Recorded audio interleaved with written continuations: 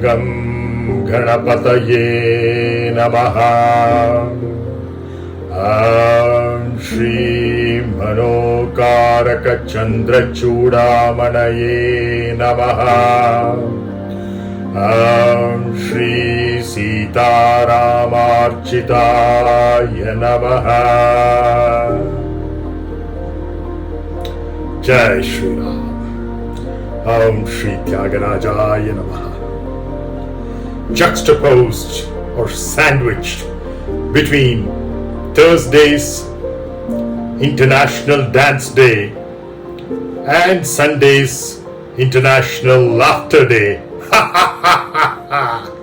is Saturday's Labor Day, ensuring we dance and laugh not only our way to work, but in work at home.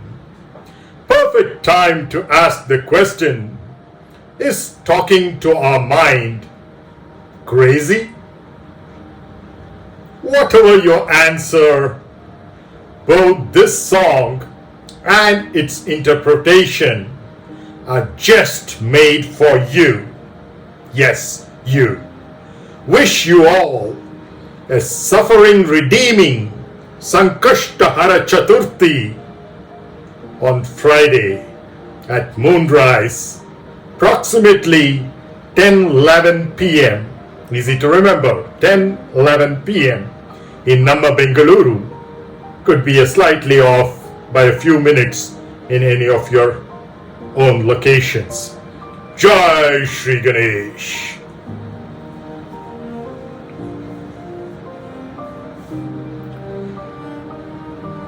Namaskaram Vasandima. Namaskaram everybody.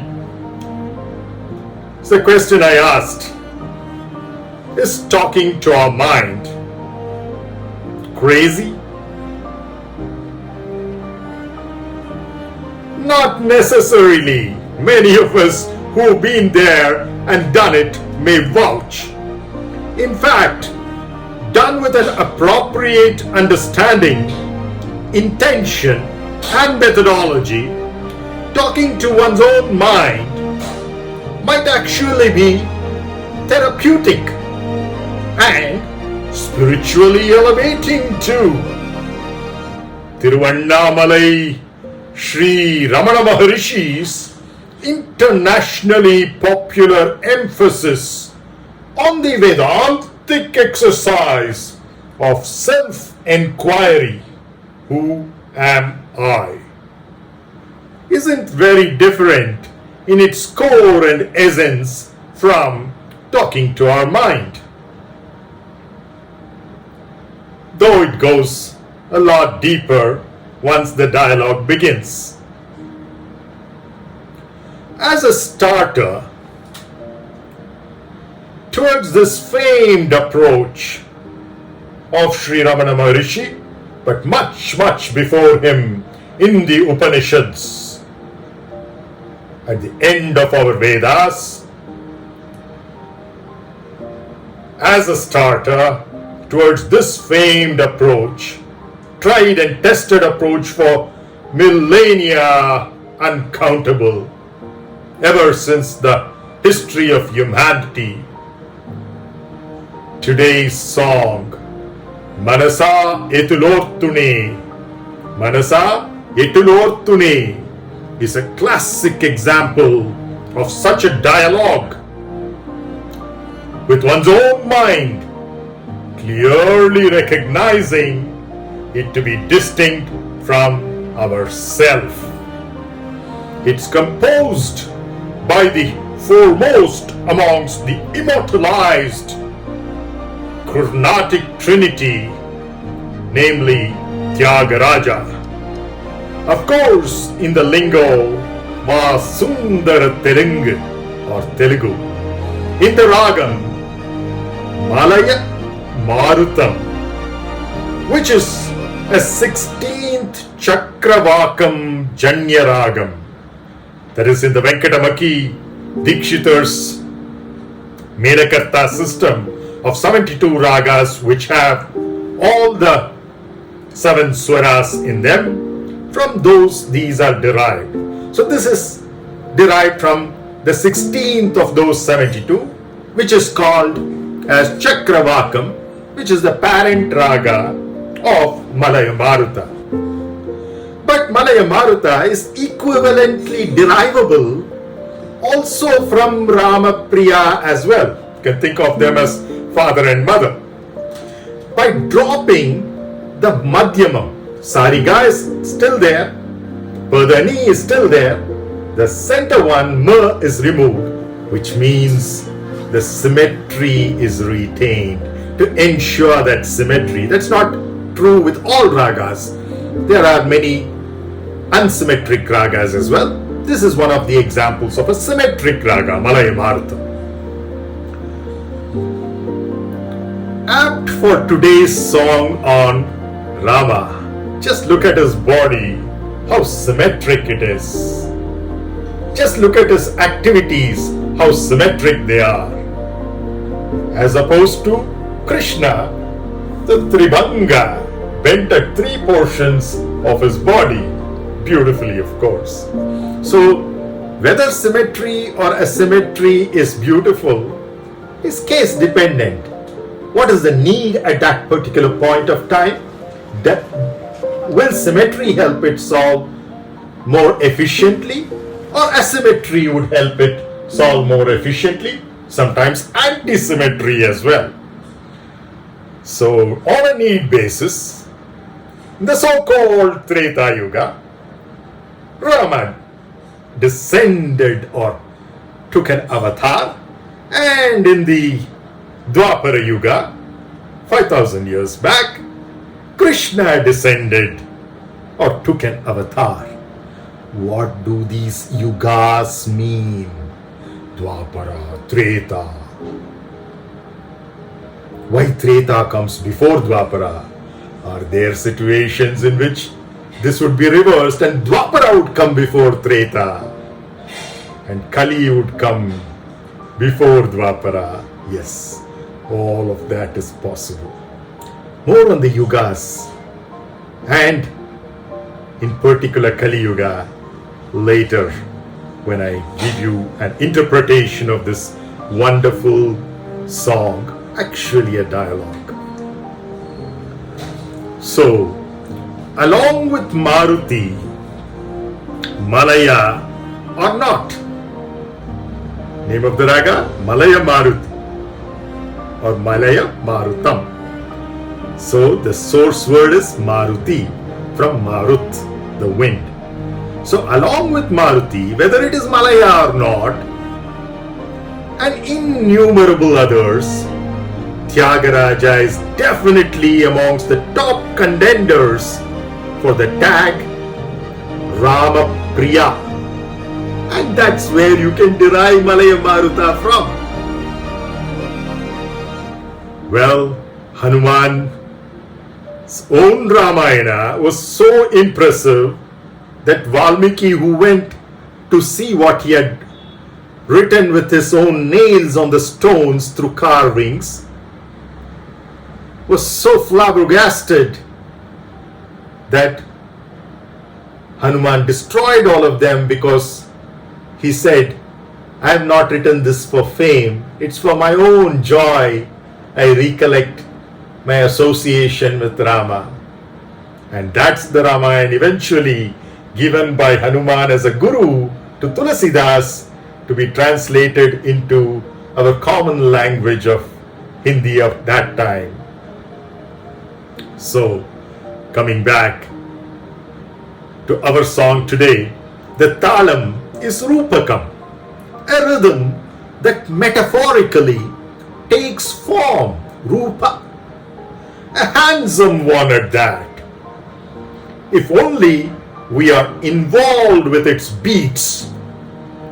So today's song has a handsome dad indeed. More on its mom and guru follows. That's of course the ragam and sahityam respectively. For those familiar with our channel's viewpoint and approach, episode after episode every week, go check out the previous ones if you haven't. If you have, check out again. Each time you listen, you're going to get in new inputs to enhance your lives. Of the three categories of Tyāgarāja songs, Bhakti Pradhana, devotion engulfing or devotion as its main core, Jnana Pradhana, knowledge or wisdom as its primary core, and Mano Prasanga. Today's selection would traditionally be slotted in this third category, Mano Prasanga. Sangha Prasanga, special Sangha, namely dialogues with the mind. Mano Prasanga, dialogues with the mind. But entirely left to me, sincerely, I perceive Bhakti, Jnana and Mano Prasanga, devotion, wisdom and inner dialogue in every one of Tyāgarāja's and most other spirited composers' songs too. This is perhaps because of the repeatedly verifiable experiment that any one out of these three automatically leads to the other. Wherever you begin and whichever way you go, for the ultimate source and destination merge. It's a cyclic journey, my friend. It's like walking around the planet on its equator or any of the longitudes or latitudes for that matter. Right? So, you begin and you end at the same point in a circle or a sphere or any closed body for that matter, whether 3D or 2D. So, the ultimate source and the ultimate destination merge. But for the entertaining mental diversions, you could also see this fact that the source and destination merge. But because of the diversions that our mind keeps taking, not this way under repair, go that way, and then go that way and go that way, branching out like some of the branches of a tree. That's essentially entertainment, but delaying our journey to the destination, which was the source. Yes, the culmination of bhakti is jnana, and vice versa. The culmination of jnana is bhakti. For those of us yet to experience this, the best analogy I can think of, and we can all easily relate to, is the relative occurrence of a fruit and its seed. You've heard of the chicken and egg story. On a vegetarian channel like this, you're talking about the fruit and its seed. The culmination of any worthy fruit is in at least one potent seed.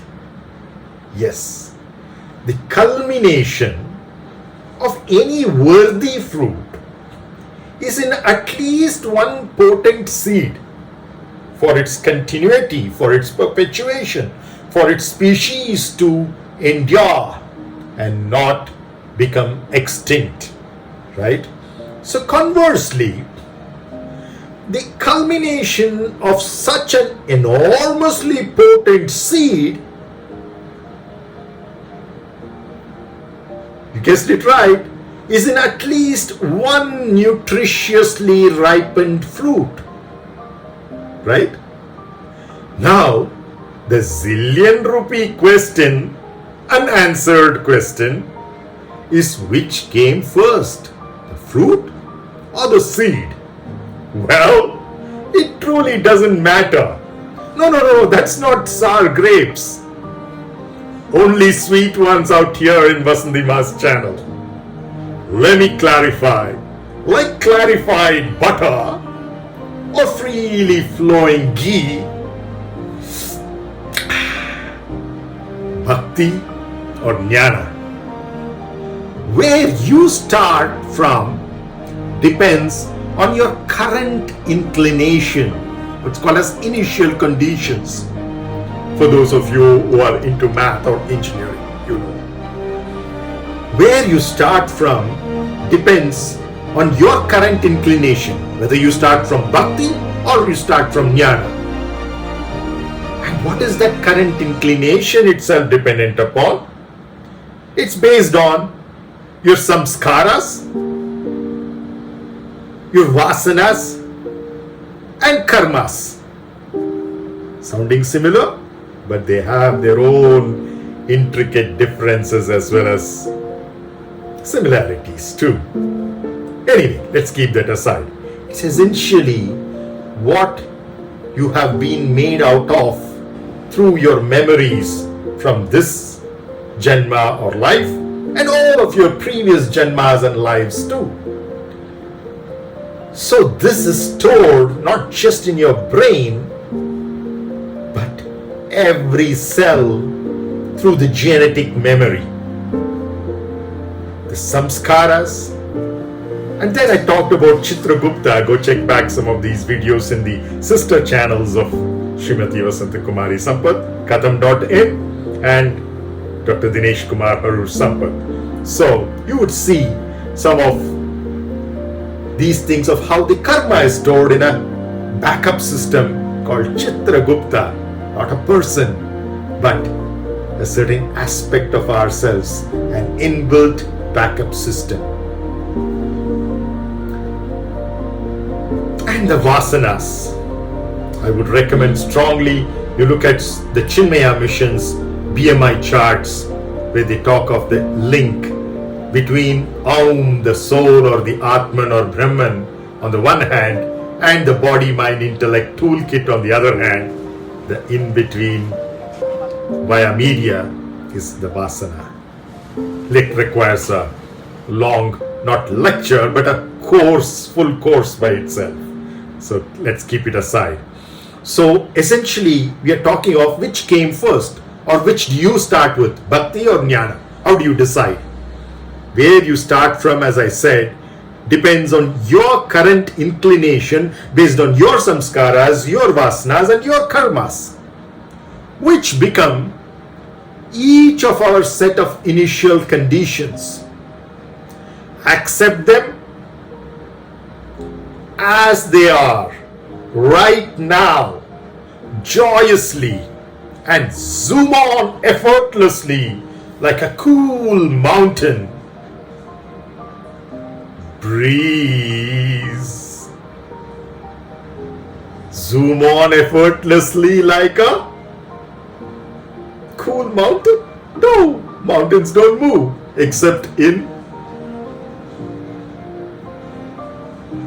IIT Madras, my alma mater, where the buses are named after mountains and the hostels are named after rivers because they're just static, standing at the same place.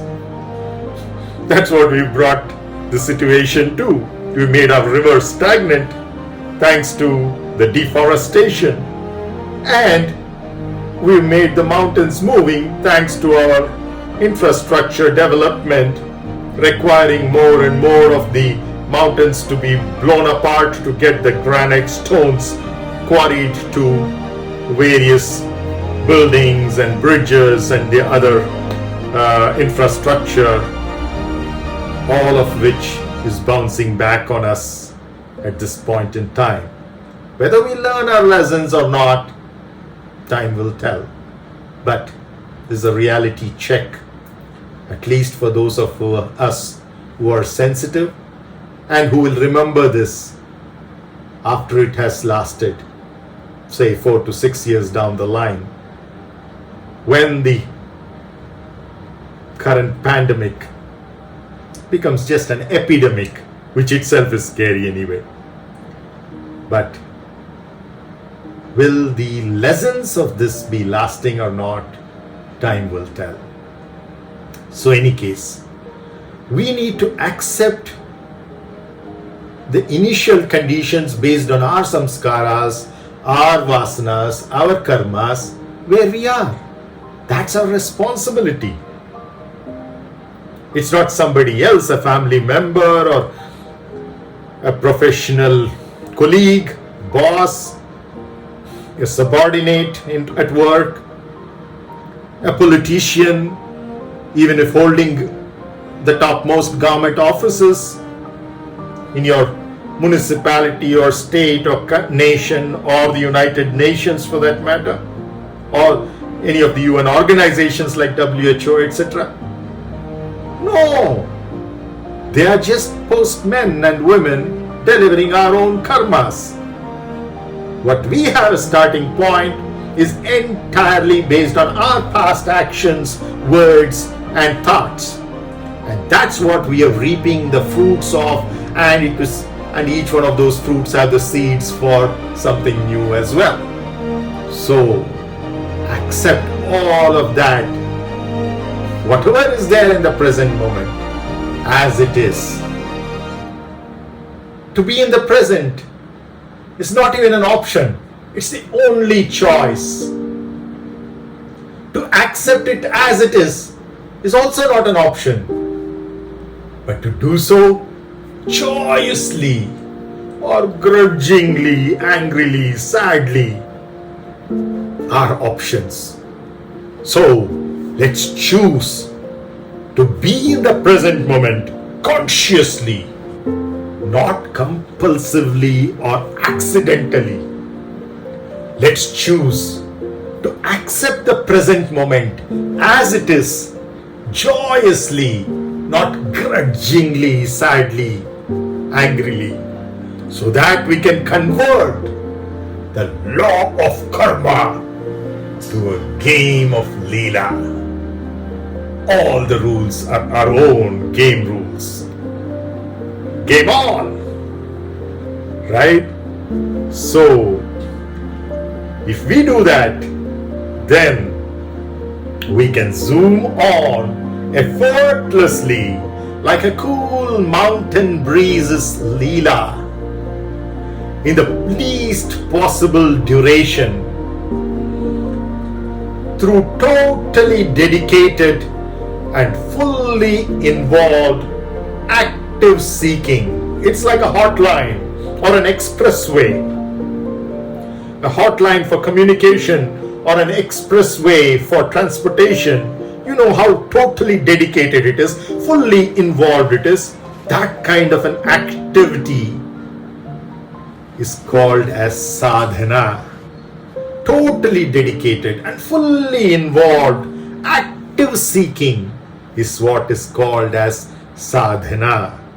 So once we have that, we just move on to our destination, moksha, mukti, nirvana, from the cycles of birth and death and of all these opposites of likes and dislikes in the least possible duration, like a cool mountain breeze.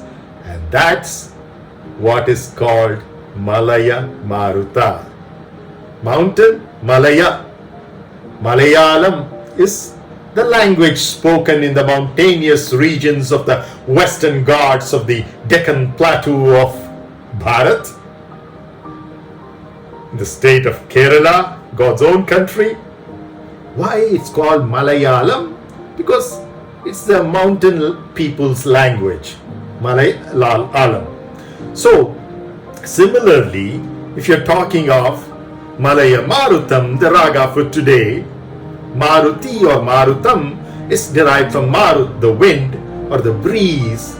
So we're talking of a cool mountain breeze and its Leela that can take us to where we need to go. And that's getting out of this vicious catch-22 situation.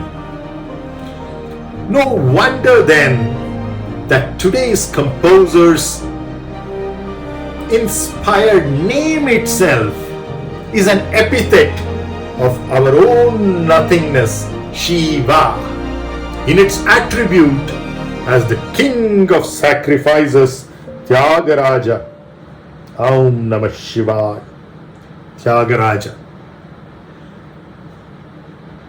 As our own nothingness sacrifices everything in the spirit of Tyaga, Tapas, Yajna, Homa, the fire rituals, the sacrifices, the penance or charity, whatever you may call it, but they are much more profound in meaning when you mention it in Bharatiya languages like Tyagam, Tapas, Yajnam or Homam, right? So in that spirit, when our own nothingness sacrifices everything, its own temperature rises to the highest possible level, triggering the ultimate kinetics of dance called Tandava, which can lead to an incomparably incomprehensible destruction, demolition and dissolution, pralaya, special annihilation, unless cooled down at frequent time intervals with consecrated fluids, engineering, science, tribology, such as herbal water and lubricating dairy products to tribologically seal and ensure integrity from minor fractures. It's for this reason that our own nothingness Shiva is called Abhisheka Priya. On the other hand, or end of the spectrum, today's song's hero, our pleasant and duty-conscious soul, Rama, is one of the many wholesome expressions or avatars of our own everythingness, Vishnu, the omnipresence, who is referred to as Alankara Priya. Yes, Shiva Abhisheka Priya, Vishnu Alankara Priya. This is because our own everythingness, while sustaining, pointing to the Anahata Chakra, the heart chakra, of course in the middle of the spinal cord of the subtle body, not the physical, which is the centeredness of our everythingness, as opposed to our nothingness, which is at the crown of the head, the Sahasrara chakra. I've already said that this guy out here, our own nothingness, if you want to call it a guy, but it's just an aspect of ourselves. That aspect of ourselves is Abhisheka Priya, and that's why when you take a shower, you start with cold water on your head every day. How many ever times you take the shower, it has to be on the head. Most people take a bath without even wetting their hairs. that sounds most ridiculous to me, because that's the horizontal surface on which the most of the dust and dirt would settle down, and that's the only portion they don't clean daily. Alarming to me. A bath means for the whole body as well as the aura around it. So it not only cleanses our body physically, the physical body of course gets clean, but the aura around it. Remember, we have an annamaya kosha, manomaya kosha, before that the pranamaya kosha, and then the jnanamaya kosha, vijnanamaya kosha, and anandamaya kosha. At least you can get it cleansed up to the prana and the manomaya kosha just by a nice cold water bath. If you start with the cold water on the head, and therefore you cool down your head, which is what Abhisheka Priya, or nothingness at our Sahasrara, the crown chakra of the Kundalini system, actually means. And now we have come to our own everythingness while sustaining, preserving and maintaining. This guy right here, our aspect of nothingness, was destroying, demolishing and dissolving. And this guy, or this aspect of ourselves, our own everythingness, what's he doing? Sustaining, preserving and maintaining all that is there to be sustained. So he needs the power of Mahakali at the Ajna, and he needs the power of Mahalakshmi at the Anath. So this is because our own everythingness. Why is it called Alankara Priya? That's what I was trying to explain, right? This is because our own everythingness, while sustaining, while preserving and while maintaining all that is there to be sustained, preserved and maintained, cools down cryogenically to absolute zero. This guy, in destroying, demolishing and dissolving along with Mahakali's power, was getting hotter and hotter to the highest possible temperature.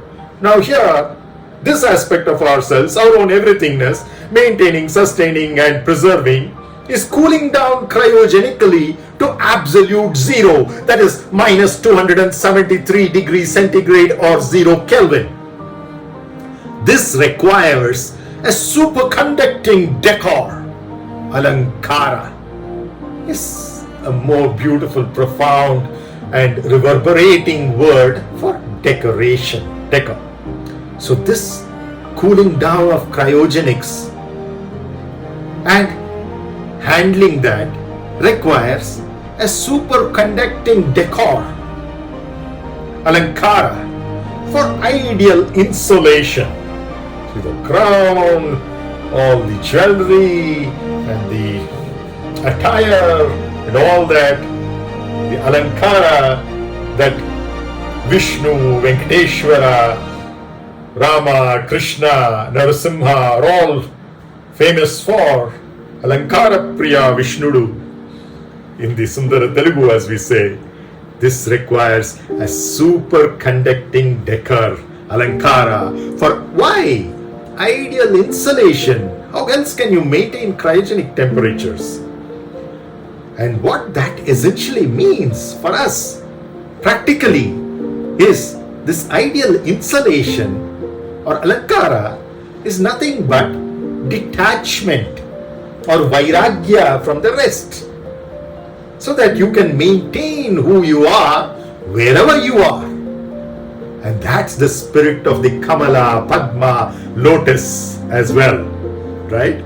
So it grows in the dirtiest of the dirty waters, not complaining about the filth, the crap and the shit that goes into those waters, but taking the nutrition from them and giving out a fragrant flower, so beautiful and enduring, that's even detached from the water that falls on it, being hydrophobic in nature. So all of which, whether it's ideal insulation, detachment, or vairagya, dispassion, that is the opposite of the rajasic gunas, We'll come to Rajas very soon in the song itself, and that's why this the preamble setting forth all of that. All of these, insulation, detachment, vairagya, etc., come naturally to Shiva. He doesn't need all that. Similarly, if you look at those things like the cleansing, the lubrication, the tribological aspects, taking care of cracks, etc., come naturally to the butter-fed Krishna out here. Automatically it comes. So there is a certain aspect of ourselves, our own everythingness, which needs alankara for ideal insulation, detachment and vairagya. There is a certain other aspect of ourselves, our own nothingness, which needs abhisheka, to be cooled down, to be lubricated, to avoid its fractures or to close up its micro cracks, etc. Because its purpose is demolition, destruction, dissolution. So, for Shiva, insulation, detachment and vairagya come automatically amongst his multifarious attributes. Hence, even semiconductors transform into ideal insulators at 0 Kelvin. Not surprisingly, Shiva happens to be the ultimate alankara of Vishnu, who in turn is the ultimate abhisheka of Shiva. You see how closely these are correlated, these aspects of our own everythingness and nothingness. Our own nothingness is the ultimate alankara of our own everythingness, who in turn is the ultimate abhisheka of our own nothingness. As demonstrated in the unique ritual bathing at 22 wells and a couple more of external tirthams, including the ocean. Guess the place, right? Rameshwaram. Yes. So that's where we see that Shiva happens to be the alankara of Vishnu and Vishnu happens to be the abhisheka of Shiva. And that's why we are demonstrating it in the unique ritual bathing at 22 wells and a couple more of external tirthams of Rameshwaram, consecrated and invoked to prana pratishtha by none other than Sita Rama themselves, in the honor of Shiva, who in the form of our own life breath or pranavayu or Hanuman, Maruti, served in reuniting Sita and Rama to make them Sita Rama, our mind and soul to be the mind soul, and contributing to that subtle body yet another Himalayan lingam to the special reverbs of Rameshwaram. Yes, there's one lingam consecrated by Hanuman, and because there was a delay in bringing that from the Himalayas as requested by Rama, Sita herself from the earth of Rameshwaram created a lingam, and that is consecrated as well. So there are two sanctum sanctorums at Rameshwaram for these two lingams, one created by Sita and the other brought by Hanuman, who is an avatar of Shiva himself. So what I'm saying is that Rameshwaram, there's a consecration and invocation through prana pratishtha by none other than our own mind and the Atma in the honor of our own nothingness. You see the close correlation there? And Shiva, in the form of our life breath or pranavayu or Hanuman, served in reuniting our mind and soul, Sita and Rama, and contributing yet another Himalayan lingam to the special reverbs of Rameshwaram. The allegorical birth of Hanuman to Anjana is very pertinent in this context, as well as the fact that this week, Tuesday, commemorated his enlightenment. Many people celebrate it as his birthday because he is twice born after the enlightenment, Hanuman Jayanti. And very specially it came on a special weekday for him, that is Tuesday. Saturday also being considered very auspicious for him. Celebrated as a rebirth day by some of us who understand the true significance of being twice born. So what's that story of Hanuman which is so endearing? There are many stories, but the one pertinent to today's discussion. Let's see. The very birth. This is the birth of enlightenment. That's the second birth. But the first birth as a baby to Anjana Devi and to Keshari, the mountain king of the monkeys. Now, it is a wonderful, interesting prelude to it. I'll not go into the details of that, how Anjana was born and other things. Let's focus on Anjaneya's birth.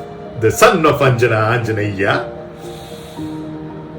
is yajna going on in Saketanagara, Ayodhya, about which Muslima sang a song a couple of weeks back, fortnight back, to have the childless Dasharatha, the one with the ability to control the 10 chariots of the organs of action and the organs of sensing. That childless Dasharatha was conducting a yajna for his wives Kaushalya, which is our own welfare, Sumitra, our own friendly attitude, and Kaikeyi. Now, when the Yajna Purusha came up with a prasada, and a portion of it was given to Kaushalya, our own welfare, as nature would have it, a kite came and took a portion of that prasadam from Kaushalya's hand and flew away to the mountainous regions of the Dakshin Bharat and dropped it, and then it was carried by the wind god onto the open palms of Anjana Devi, who along with Keshari were praying to Shiva to have Rudra as their child. They want a Rudramsha Avatara as their own child. And at that time, a portion of the prasada which was to be consumed by Kaushalya to give birth to Rama was consumed by Anjana to give birth to Hanuman. Rama doesn't have just 3 brothers, Lakshmana, Bharata, Shatrughna, the body, the intellect and the valor, but also the prana shakti, that is Hanuman, the 4th brother of Rama. Of course, the others shared only the dad and had different mothers.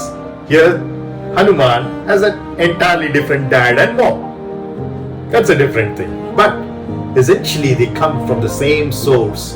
Atma and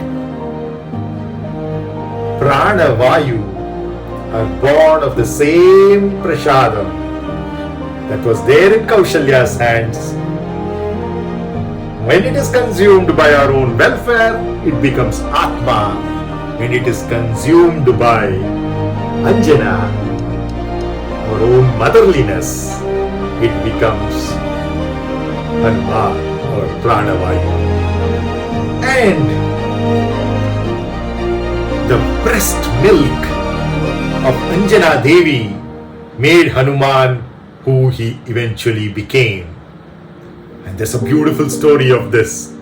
after saving Sita, when Rama and his entourage of the Surya Putra Sugriva, for whom the Indra Putra Bali was killed by our Atma Rama, and of course Jambavan and Hanuman, of course Lakshmana, our mind Sita, they were all traveling in this Pushpaka Vimana of Ravana, the great Shiva Bhakta, back to Ayodhya. When they arrived, it would be Deepavali, but before that, en route, Hanuman requested, can we have a stop please? No, not a bio stop, but the bio source stop. I want to meet my mommy, Anjana Devi.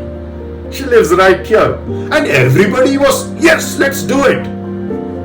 Including our Sattvic Gunas, Vibhishana was the only one left. After the Rajasic Gunas, Ravana was decimated, and our Tamasic Gunas, even before that, in the form of Kumbhakarna, was extinguished as well. Now, the Sattvic Guna, Vibhishana, and various other aspects of ourselves are in this Pushpaka Vimana, flying, and very significantly there is Lakshmana, our body, and the prana requests, I want to meet my mom. And Atma Rama says, of course, let's do it. And everybody else is also excited. Such a great warrior, Hanuman, because of whom we could win the war. How his mother might be. Let's all take a darshan of her. And they all come down. The Pushpaka Vimana lands in the mountainous terrains of Karnataka. And these Western Ghats, Anjana Devi is there, and she welcomes. She's so happy to see Hanuman, and along with him, his Aradhya is Pujya Rama, and all his friends, Sugriva, whom he took care, as a Guru Dakshina for having learnt from son, which is how he got his enlightenment, and that's what is the Enlightenment Day we just celebrated of Hanuman on last Tuesday in the Chaitra Masa. In fact, Hanuman was so keen on having Surya, that is again our Atma, as his Guru, that he pleaded with him, and Surya said, I'm too occupied, 24 hours of the day I have to keep going around. And then Hanuman says, don't bother, I will just fly in front of your chariot. You keep giving me your teachings, I keep learning. You don't need to stop anywhere. And that's how he learned. And once he learned, he had all of the knowledge of Surya, which represents our Atma, all the Atma knowledge, the Vedas, Agamas, and of course included in that the Vedanta or the Upanishadic knowledge, or Jnana and Vijnana, were all downloaded from Surya, the Atma, to Hanuman, the Prana. And at that time, after finishing his education, he asks his Guru, what Guru Dakshina can I give you? Surya says, you have learnt it so wonderfully by traveling as fast as I do in front of me, and you have learnt it so well, that itself is a Guru Dakshina for me. I don't need anything else. But Hanuman insists, I want to give something to you, to my teacher. Please request something from me. Then Surya says, there's this my son out there, Sugriva, who's having trouble with his half-brother. They share a mom, who is actually a man. It's not the first time that Mohini, that is Vishnu, a man, became a mother to Ayyappa. Much prior to this, there's this concept of a man becoming a woman for a short duration of time, and both Surya and Indra falling in love with her and having progeny through her, and that's Sugriva and Vali. Surya Putra Sugriva, like Karna, and you have Indra Putra Vali, like Arjuna. Right? Karna and Arjuna were always at loggerheads. Much later, 2000 years later, in the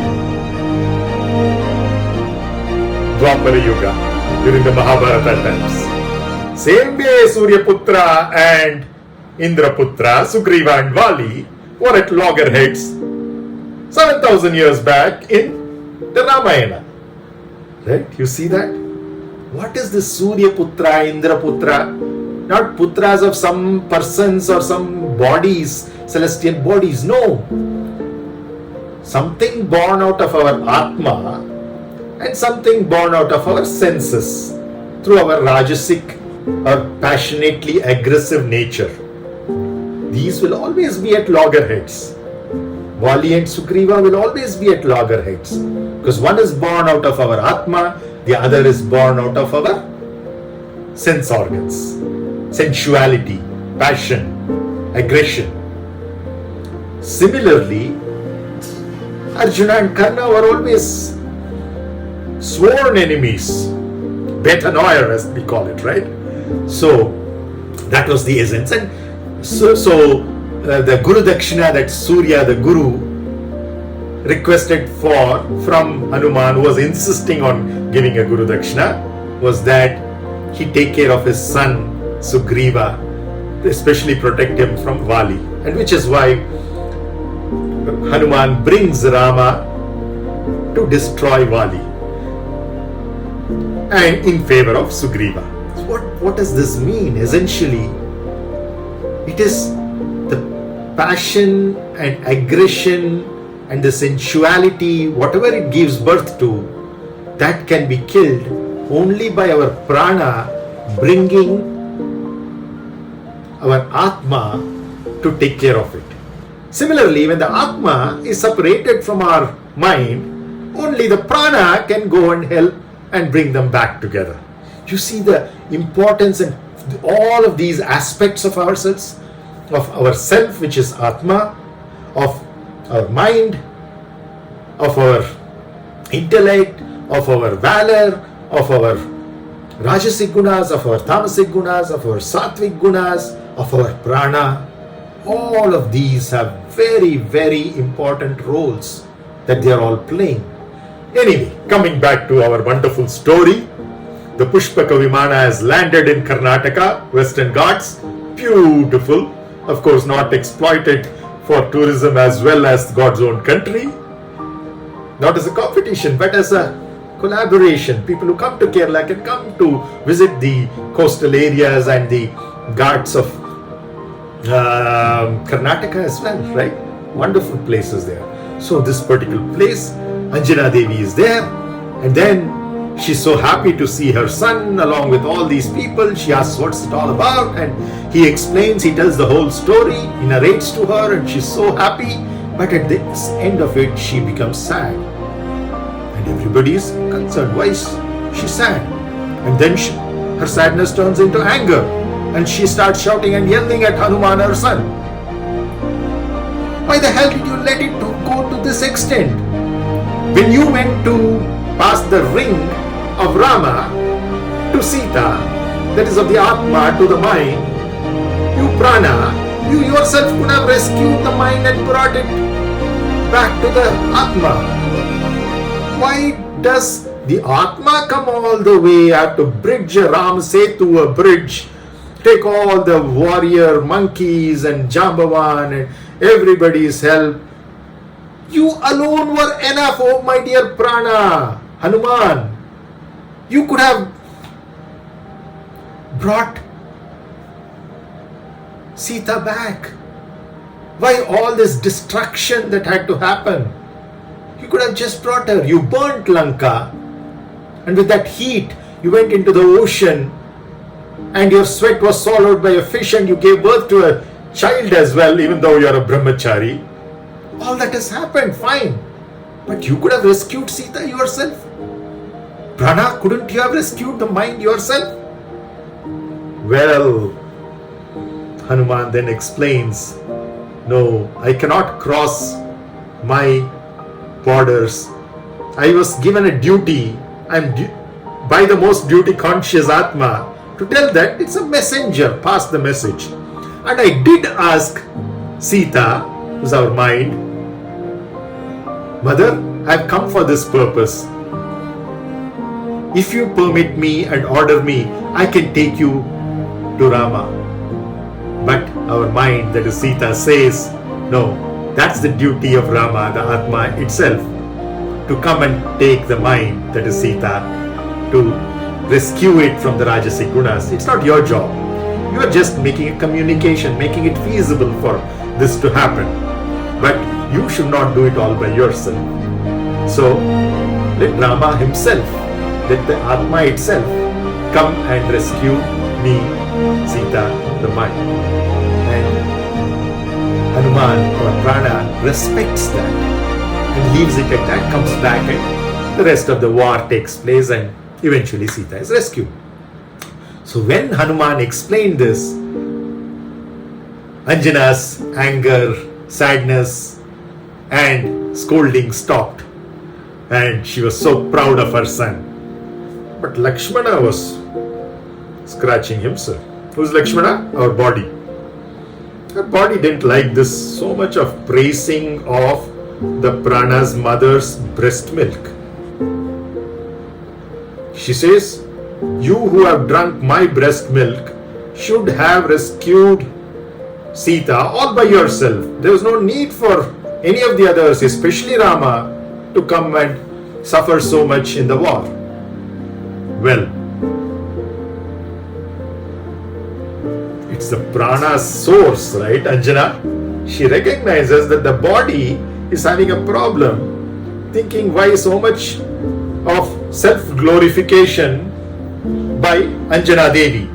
So Anjana Devi immediately squeezes her breast, and the breast milk that spurts out of it goes and falls on a huge mountain there and splits the mountain.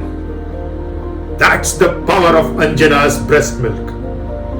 And that's what Hanuman was fed upon. Now, what we are talking of is an allegorical, metaphorical thing to say that our prana is born out of such a nutritious Shakti that it can do all by itself. That's the power. And especially in these COVID times, pranayama, be it the Anuloma Viloma Pranayama or the Kapalbhati, the Bastrika, the Simha Kriya, and so many other wonderful techniques that modern gurus have taught us and ancient gurus have taught us as well, be it Baba Ramdev or Sadguru Jaggi Vasudev or Guruji Sri Ravi Shankar. They're all giving us these things like Sudarshana Kriya, all these pranayamas. Why can't we do certain aspects of that and recoup our immune system to such an extent that whatever virus comes, whatever mutations it might take, you can still handle it effectively, efficiently, and not keep passing it on like we're passing some bread to each other. Some level of responsibility has to come down to us that we have all of these things. Yes, they're not cures, they're not complete preventives, but you can strengthen yourself at least. Probably you can delay your death and delay the deaths of others. So that's what is the symbolism here of Anjana Devi squeezing her breast to spurt the breast milk to break open a mountain to show to our body, Lakshmana, that what I'm talking about is just not a story. It is to tell you, oh body, you better respect the power of the breath, the life breath. Without the life breath, the body would be a dead body, part of the earth again, whether it is cremated or buried or thrown to the birds, doesn't matter. It's again gone back to the source. So if you really want to understand and utilize this wonderful tool of the breath, respect its power, the source from which it got its nutrition. Where do we get the nutrition from? It is the oxygen that is in the atmosphere. And that's where again the clamor is, right? The oxygen cylinders, the shortage and all that, played up, exaggerated by the yellow journalism of the media and the social media. The media for its TRP and social media for its one-day fame. All of it is there for free for us. Just that we have to know how to access it. Then there are very simple technologies.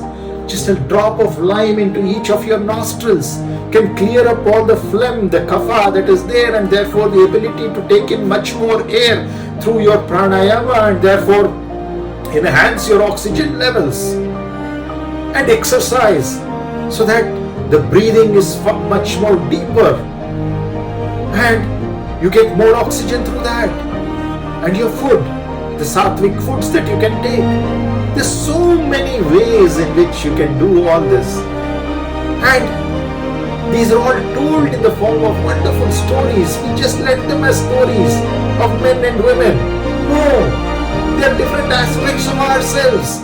Let's understand and grab these opportunities, not only for ourselves, but our families, friends, relatives, and the entire world, humanity, and other living beings too. Recognize the importance, the significance of life, my dear friends. I plead with you.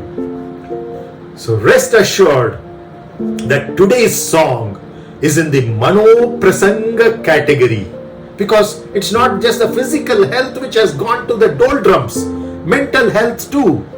People are suffering from depression and all kinds of psychiatric illnesses, many of which require counseling and some of which require medicines. No, all of these are preventive. And this particular song that Vasnima is going to sing today is in the Mano Prasanga category, the dialogues with the mind. You don't need an external counselor, a professional psychiatrist, unless your illness has crossed a certain threshold.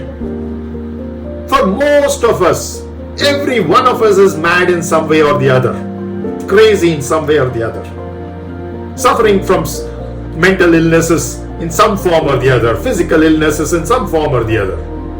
And most of these can be self-healed. It's only in the critical situations that you need medication, you need hospitalization, which is why so many people who do not need hospitalization are occupying hospital beds, and those who really need the hospital beds are not getting it.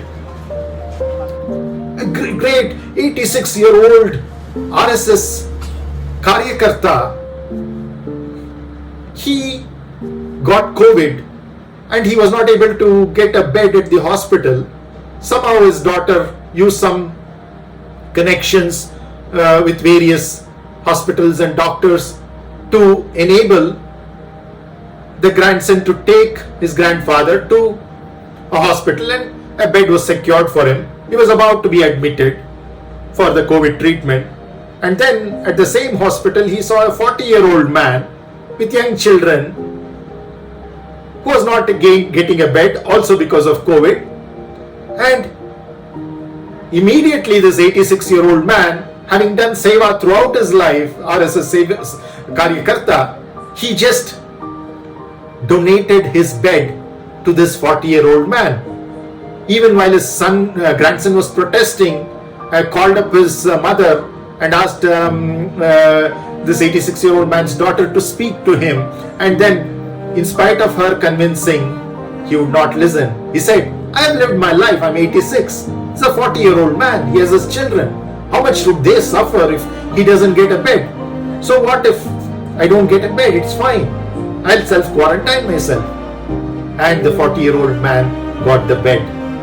After the hospital took a written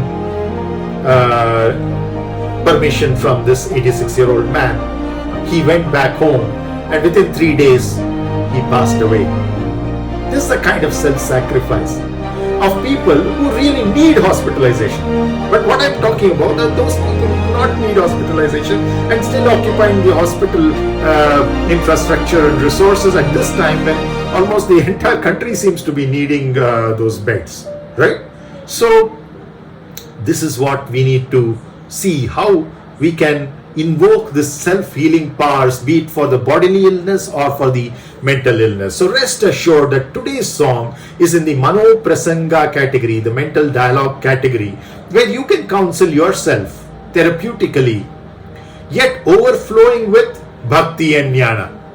So it need not be a purely Mano Prasanga, it could be bhakti and jnana as well. You get 3 in 1, multifunctional. And this particular dialogue with our mind, particular one, this song, is in a melody most suited for early mornings. Brahma Muhurta, the dawn, the twilight zone, Aruna instead of Surya, the chariot of the sun instead of the sun himself. Like a cool, awakening mountain breeze, malaya-mārutam, you begin the day as soon as you wake up, questioning the mind, like in this song, and suggesting a course correction for it. Oh mind, the route that you're taking is neither good for you nor for the rest of us, the body, the intellect, the atma, the prana. So, you better do a course correction. Through this mountain breeze melody, malaya-mārutam ragam and song, manasa, eTulōrthuné, so that the entire day is refreshed and becomes potent for inner growth, which can of course eventually be external as well in the form of success. But most important and fundamental starting point is inner growth. However old we are. Most people say we'll wait till old age for inner growth. Till that we'll do only outer growth. That's the exact opposite of what should be done. It's so stupid. It's only through the inner strength that external success can be lasting. Otherwise, external success can come instantaneously and go instantaneously. If you want external success to last, your inner foundation too should be strong. It's like just like a house. If your foundation is not strong, it's weak, then however wonderful you build your building, all the interiors that you do, the architecture, etc., is not going to be of much use. It's going to fall with a small earthquake, right? So, similarly, for us, the inner growth, the spiritual growth, the growth at our atmic level is far more significant than the growth at our body level or mind level or intellect level. All of these will be collateral benefits. You don't need to work on them specifically. It comes automatically once your inner growth is there. So, this kind of a mental dialogue that we're talking about through this mountain breeze melody of malaya-mārutam ragam and the song manasa eTulōrthuné will make your entire day refreshed and become potent for inner growth, which is the true purpose of life itself. No wonder then that malaya-mārutam ragam is a currently trending member of the family of morning ragas, both in the Carnatic and the Hindustani genres, especially amongst flautists like Krishna and other wind instrumentalists, the Nadaswaram. For obvious reasons, you're blowing air into the flute or the tabla, all these windpipe instruments with the saxophone, so many others are there, trumpet, etc.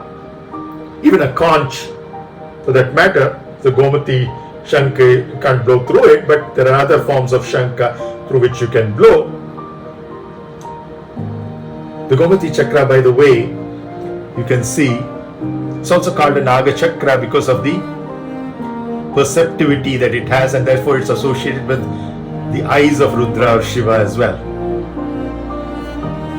We said the mysticism or perceptivity is heightened in a snake, and therefore it's a symbol of that. And you can see the coiling over there is also very similar to a snake. It's just the lid of that snail body, is the shell of the snail into which the snail goes, and that is the inner growth. Going in is the only way out. So that's what is one of the many different things that this particular Gomti Chakra found in the Gomti River. There are two Gomti rivers, one in Gujarat near Dwarka, and another which flows through Dwarka, and the other one which flows in northern India and becomes a tributary of the Ganga.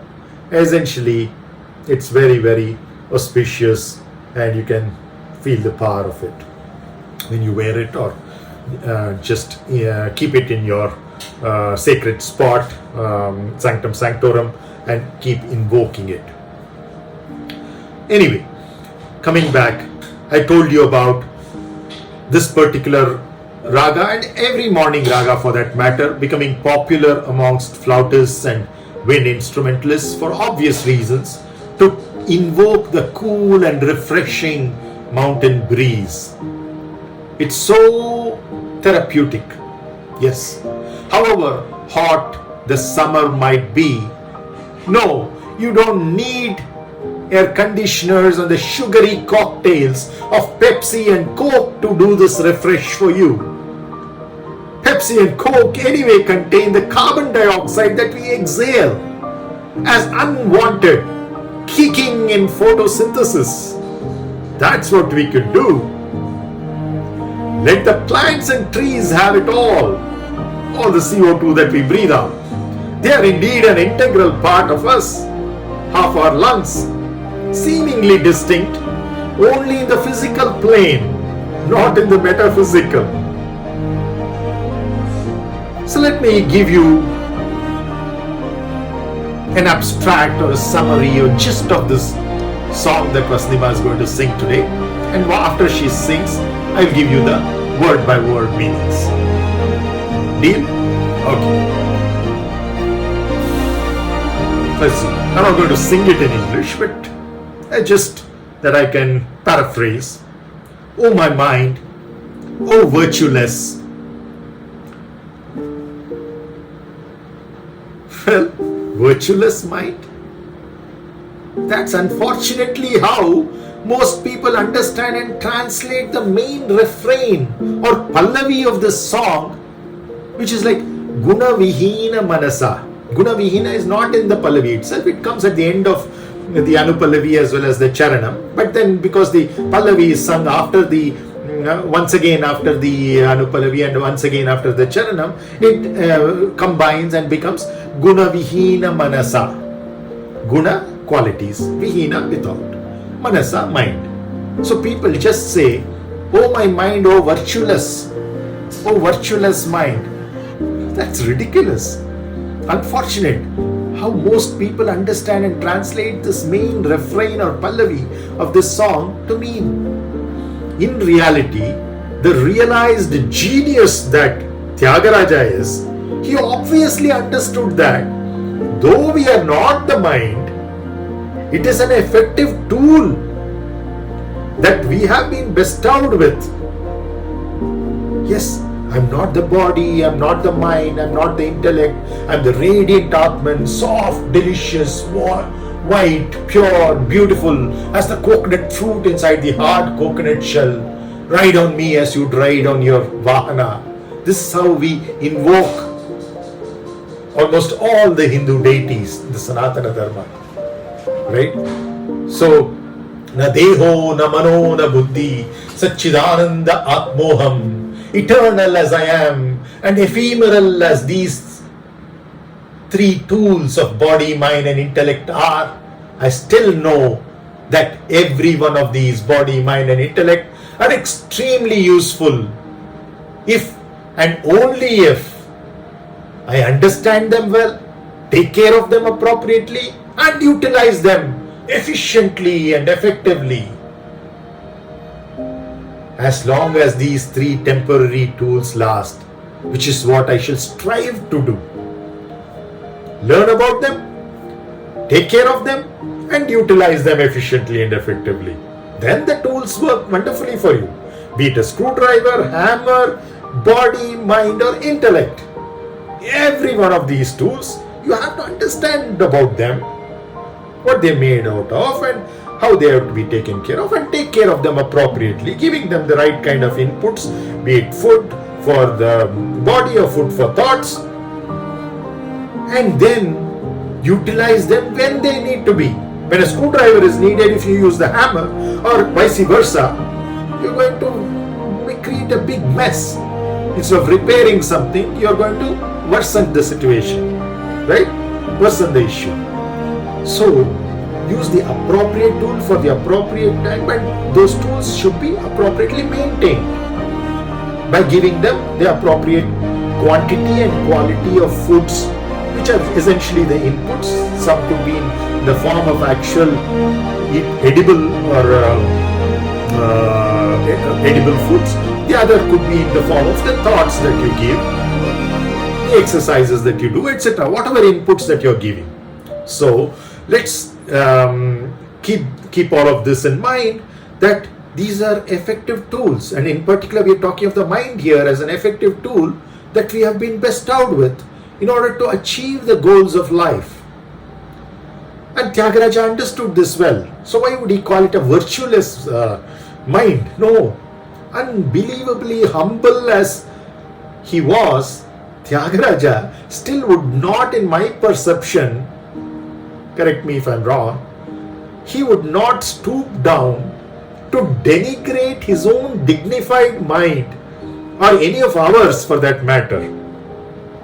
Instead, the phrase Gunavihina manasa, in my insight through my meditations, I feel refers to, or rather I recognize that Gunavihina manasa refers to not a virtueless mind, but to the deep realization that the mind has no existence of its own.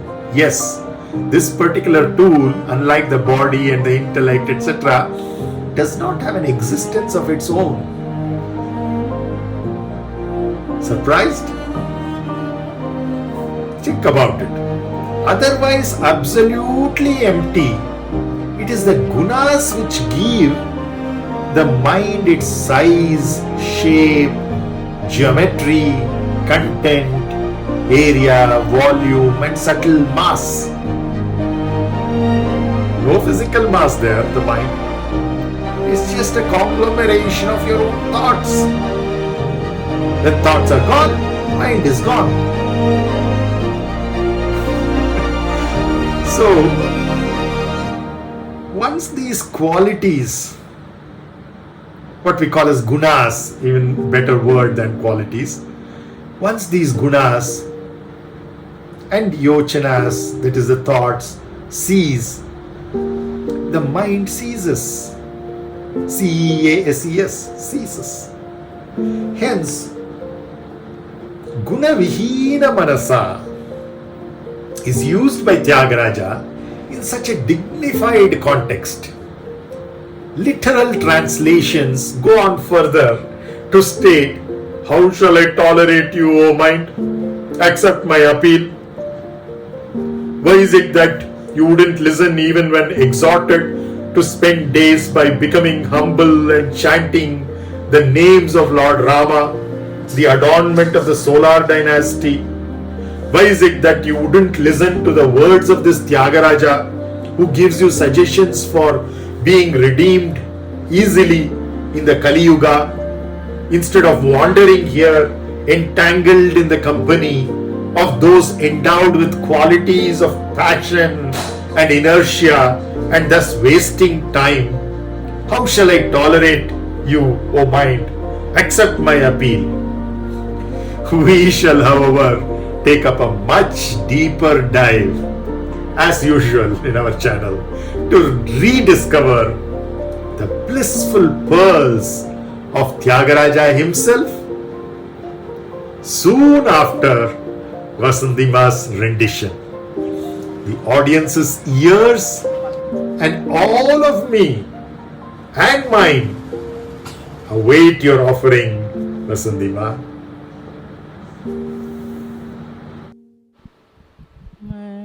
manasa eTulōrthuné, manasa eTulōrthuné, manasa eTulōrthuné, manasa eTulōrthuné, manasa eTulōrthuné, manasa eTulōrthuné, namma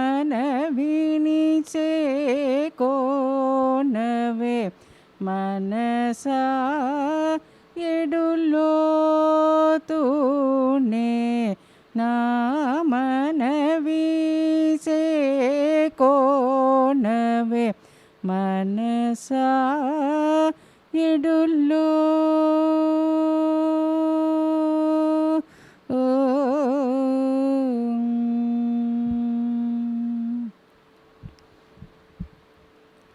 Dinakara ಕುಲಭೂಷಣುನಿ,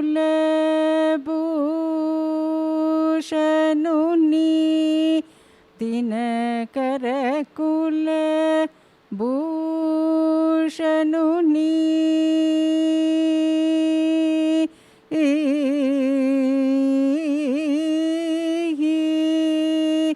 Dinakara ಕುಲಭೂಷಣುನಿ, Dinakara ಕುಲಭೂಷಣುನಿ,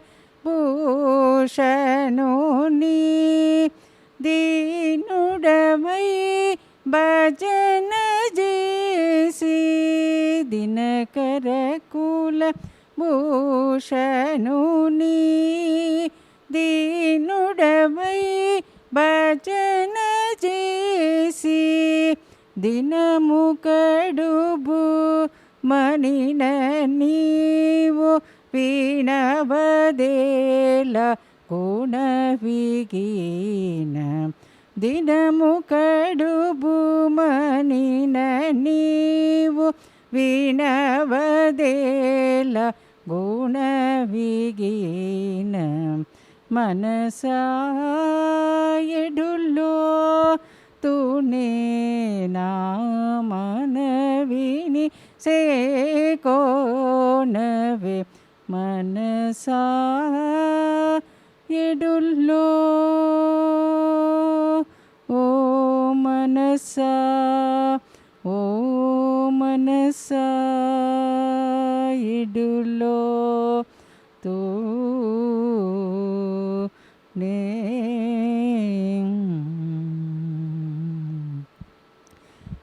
కలిలో రాజస, కలిలో రాజస తామస గుణములు కల వారి సెలిమి, కలిలో రాజస తామస గుణములు కల వారి చెలిమి, కలసి మెలసి తిరుకుసుమరి,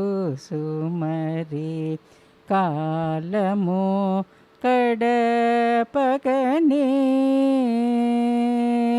కలసి మెలసి తిరుకుసుమరి, కాలము கடபகனே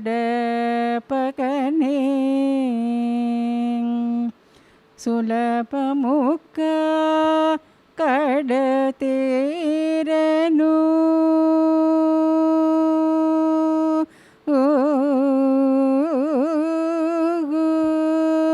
ಸುಲಭಮುಖ ಕಡತೇರನು ಸುಲಭಮುಖ ಕಡತೇರನು ಸೂಚನలను తెలియజేయు సులభముఖ కడతేరను సూచనలను తెలియజేయు ఇలను త్యాగరాజు మాట ఇలను త్యాగరాజు మాట వినవదేవ గుణవిగీన ఇలను త్యాగరాజు మాట వినవదేల గుణవిగీన మనసాయడుల్లో తునే నా మనవిని సేకోనవే మనసా ఎడుల్లో మనసా ఎడుల్లో మనసా ఓ మనసా ఎడుల్లో తూనే తూనే.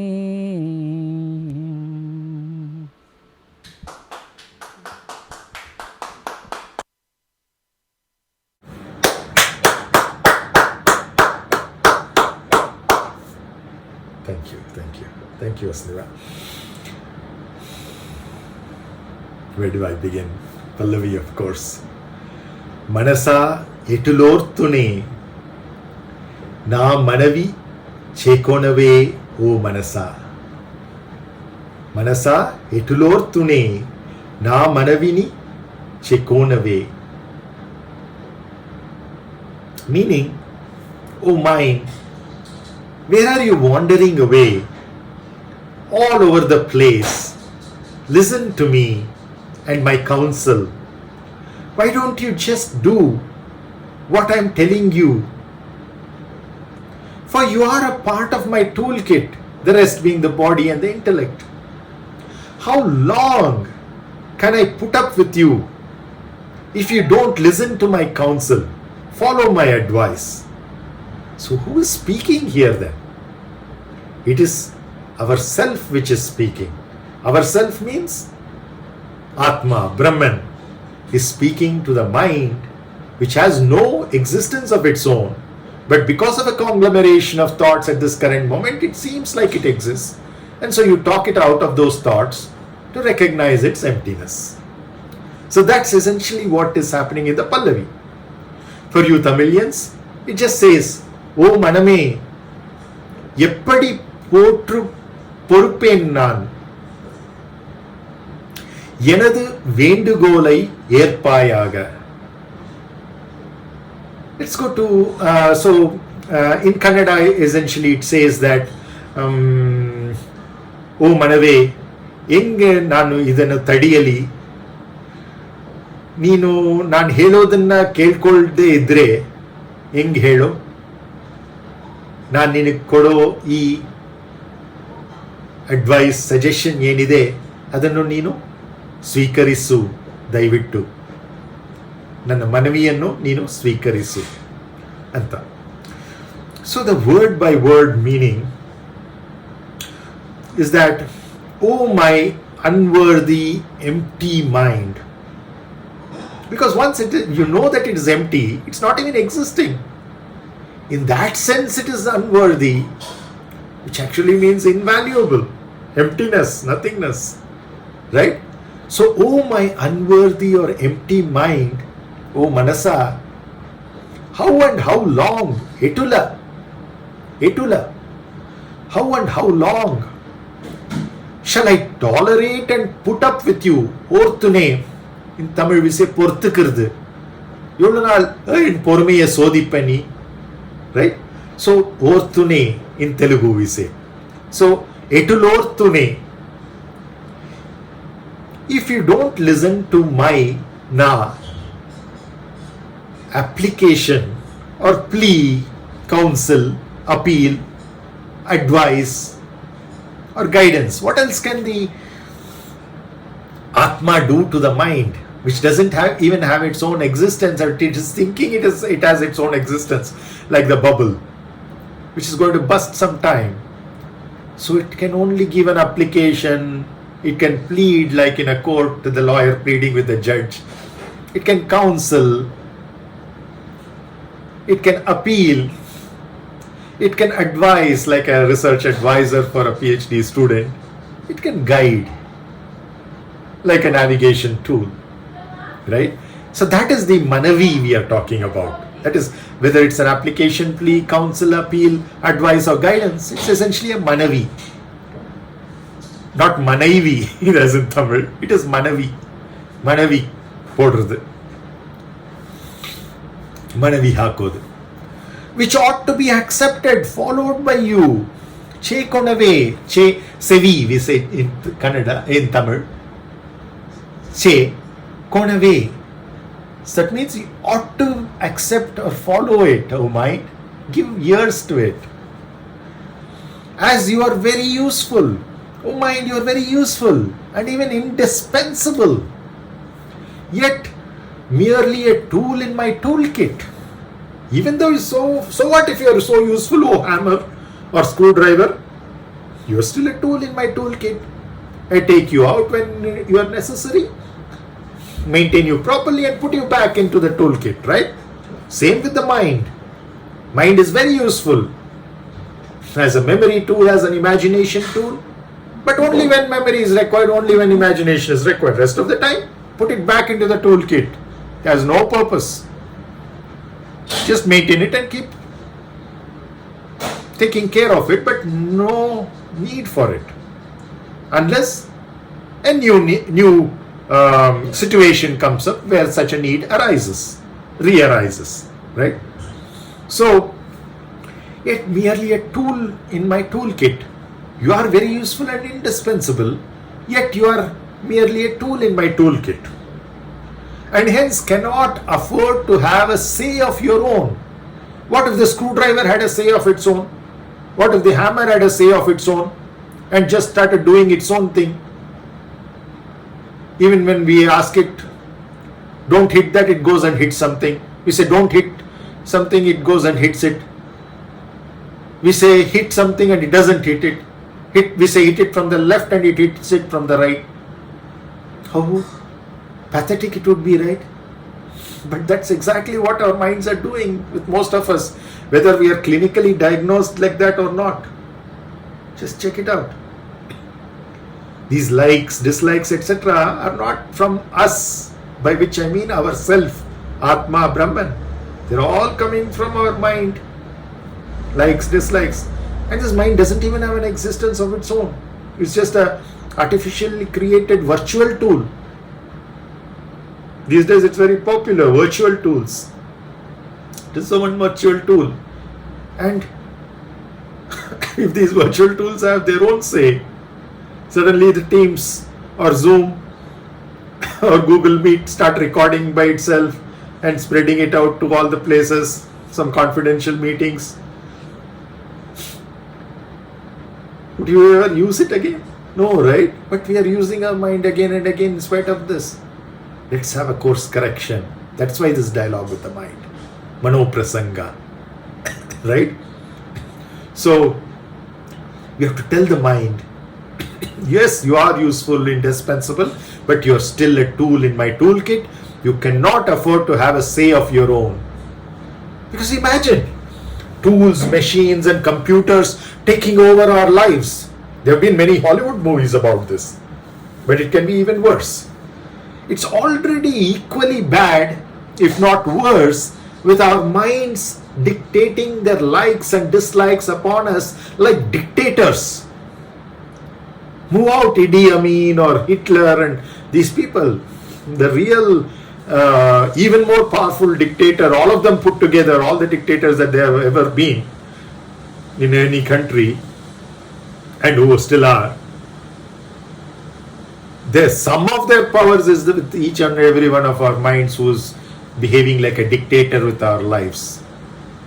So what can be a useful tool, the mind, has become a dangerous disaster for most people, not just a few clinically diagnosed ones. For most people, this useful tool for memory, imagination, etc. has become a dangerous disaster just because we haven't understood it well and thus not taken care of it appropriately, and hence not put to use for our growth and evolution, which is what it's meant for, and ought to, till it lasts as a temporary tool, worthy invoking every Ayuda Puja. It's not necessary to perform Ayuda Puja once a year. We'll perform Ayuda Puja for our mind every day, every moment, but only if it behaves. Those tools, computers and whatever, we do Ayuda Puja too because they behave according to the way we want. Once in a while they might do a nakra because of some virus. But this mind seems to be infected with this virus of unnecessary thoughts almost all the time. So get rid of that by having this Mano Prasanga dialogues with the mind. That's what the Pallavi is about. The Anupallavi, beautiful, Tyāgarāja says, Dinakara Kula Bhushanuni Deenudavai Bhajana Jesi Dinamu Gudupu Manina Neevu Vinavadela Gunavihina. Wonderful statement here. Each word is so precious. Dinakara Kula Bhushanuni Deenudavai Bhajana Chesi Dinamu Gadapu Manina Neevu Vinavadela Gunavihina Manasa. Meaning, spend your time in singing the glory of Sri Rama, the jewel of the solar rays, with humility and devotion. That's the literal translation, right? The word by word meaning for this is, O virtue guna less vihina, virtueless guna vihina mind. What essentially it means? That the mind is an empty shell and of zero thickness, and its content is what it seems to be like. What is its content? The gunas, sattva, rajas, tamas, the purity, passion and lethargy. Those are its gunas in different proportions at different instants of time in different people throughout the life. So we are saying that when those sattva, rajas and tamas are not there, that is the real mind, which is nothingness. So we ask it, Gunavihina, virtueless mind, manasa, why? Yala? Why is it, Adi, that you, Neevu, wouldn't listen, Vinavu, Vinavadela,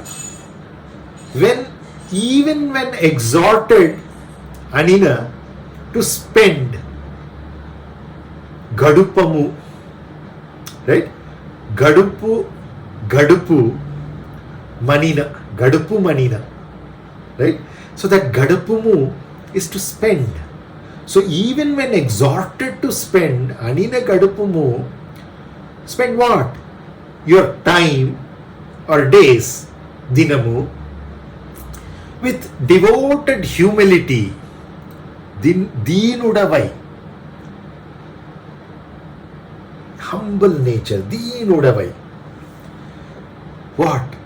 Singing and chanting the names and glories, bhajana jesi. Of what? Not of some historical figure 7,000 years back, the Chakravarti Rama, but of our own Atma Rama, as in Adhyatma Ramayana. You sing and chant the names and glories of ourself. I am Atma Brahma, Aham Brahmasmi, Prajnanam Brahma, Tattvamasi. So chant these names and glories of the Atma Rama, which is the core jewel and adornment, Bhushanuni, representing who we really are, and of the solar Dinakara. I am Dinesh, Dinaka Ishwar. Dinakara in the song refers to one who is the cause of the day. Dina, day, Kara, cause. So therefore Dinakara essentially means solar, and of the solar dynasty or race, Kula. What are we talking about? The external sun in the solar system, around which the earth and the other planets keep revolving, is just a macrocosmic projection or of a conformal mapping of the Atma. So it is a representative of each of ourselves dynasty. That's essentially what we are talking about. So we are saying with humility, that is Deenudavai, singing and chanting the names and glories, bhajana jesi, of who? Atma Rama, ourself, which is the core jewel and adornment, Bhushanuni, representing who we really are, and of the solar Dinakara dynasty or race, Kula. Indeed, the sun, the external sun also, represents the soul. Even in our horoscopes, Jataka if we take, or Jadagam as we say in Tamil, the Lagna represents our body. The moon represents our mind. The sun represents our soul. Mercury represents our intellect. So if you keep looking at all of these, you see that Jupiter is wisdom, Ketu is our spirituality, Rahu is our materialism, Shukra is our luxury, comfort, the home and the domestic situation, mother, etc. Our conveyances, our ability to travel, all that. And Shani is our patience and perseverance. And Mars is our valor, our courage to accomplish things. So these are all just diagnostic tools, these planets that you explore through NASA or ISRO and all these space organizations, ESA or the Russian Space Organization. What are we actually seeing? Those are the physical conformal mappings of the entity that we are. So in that sense, yes, Dinakara Kula Bhushanuni is essentially saying the sun represents the soul in our horoscope too. How shall I tolerate? Accept my appeal, O mind, devoid of all qualities. Leave alone the so-called bad qualities of lethargy and aggression.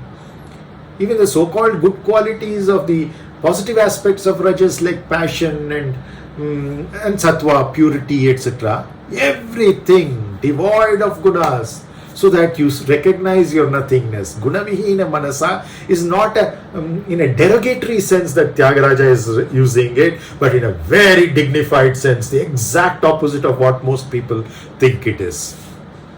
So that's the Anupallavi. The Charanam gets even more beautiful. Pallavi, Anupallavi and Charanam, the body of the whole song. Kalilo Rajasa Tamasa. Gunamulu Kalavari Chelimi.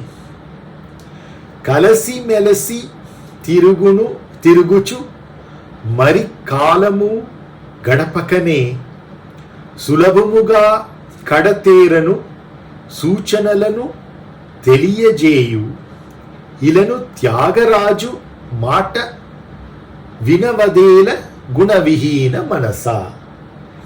Right?